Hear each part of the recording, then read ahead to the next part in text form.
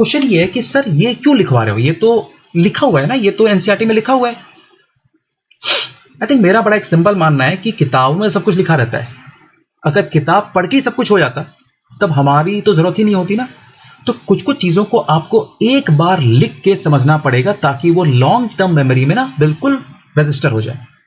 इसीलिए एक बार समझो, आपने ग्राउंड में बोया बीज, ठीक है, तो कलर से सॉरी सीड का कलर और शेप आ गया, बहुत बढ़िया।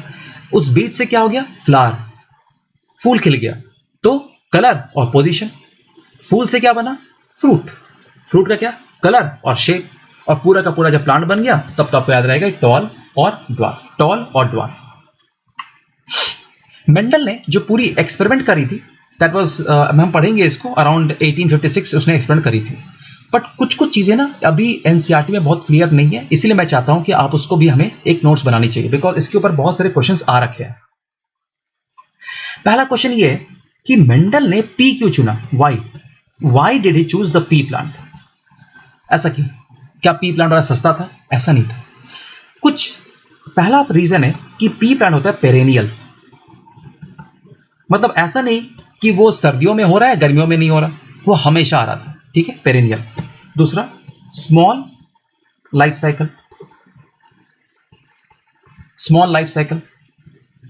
Third, minimum growth requirement, minimal growth requirement, मतलब इसको आई थिंक हम ऐसे कह सकते हैं कुछ इसको माली रखने की जरूरत नहीं थी, वो खुद ही ग्रो कर रहा था, नहीं तो एक माली का अलग खर्चा हो जाता। तो मिनिमल ग्रोथ रिक्वायरमेंट, ठीक है। और सबसे इंपॉर्टेंट उसमें कॉन्ट्रास्टिंग ट्रेट्स थे।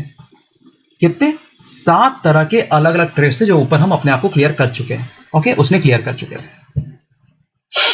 तो ये क्लियर हो गया कि मेंडल ने पी क्यों चुना।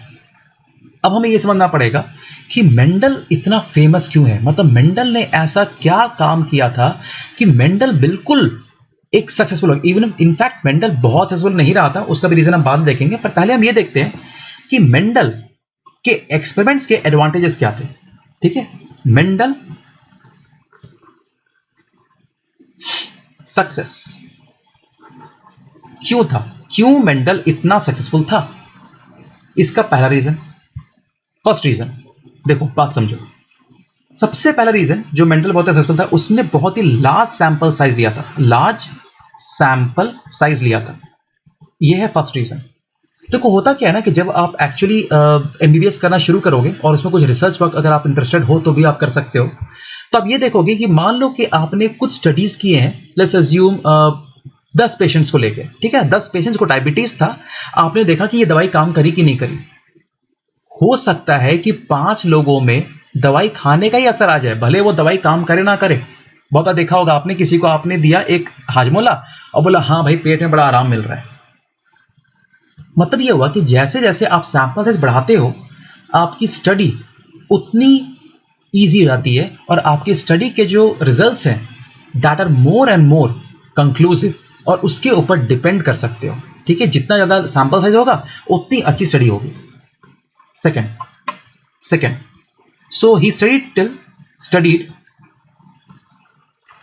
till third to fourth generation, ठीक है, थर्ड टू फोर्थ जनरेशन। मतलब ऐसा नहीं हुआ कि उसने फर्स्ट जनरेशन में अपनी स्टडी को रोक दी, उसने बार बार अलग अलग जनरेशन लिया, first generation, second generation, third generation, up to fourth generation study स्टडी किया था।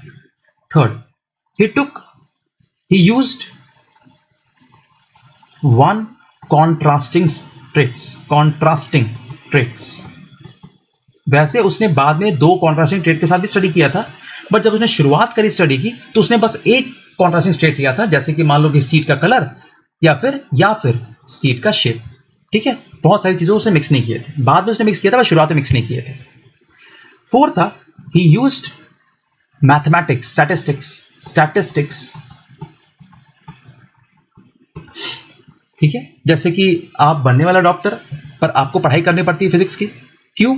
बिकॉज स्टैटिस्टिक्स से आप प्रूव कर सकते हो बायोलॉजी के साइंस को, ये सारे इंटररिलेटेड होते हैं, ठीक है। And fifth one that in dihybrid cross, हम इसको पढ़ेंगे बाद में, dihybrid cross, dihybrid, okay, in dihybrid cross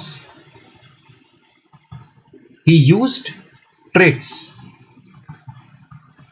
on different chromosome, he used traits on different chromosome. तो ये हम समझेंगे बाद में, जब हमारा एक्चुअली कॉन्सेप्ट आएगा लिंकेज का, तब आपको ये लास्ट वाला पॉइंट बिल्कुल क्लियर हो जाएगा कि सर ने ऐसा लिखवाया क्यों है। पर ध्यान रखना, ये जो मैंने आपको 5 पॉइंट्स लिखवाए हैं, ये क्लियर कट एनसीईआरटी में नहीं लिखा हुआ है, और यही रीजन है कि ये आपको समझना जरूरी है। इसके ऊपर बहुत बार क्वेश्चंस आ चुके हैं।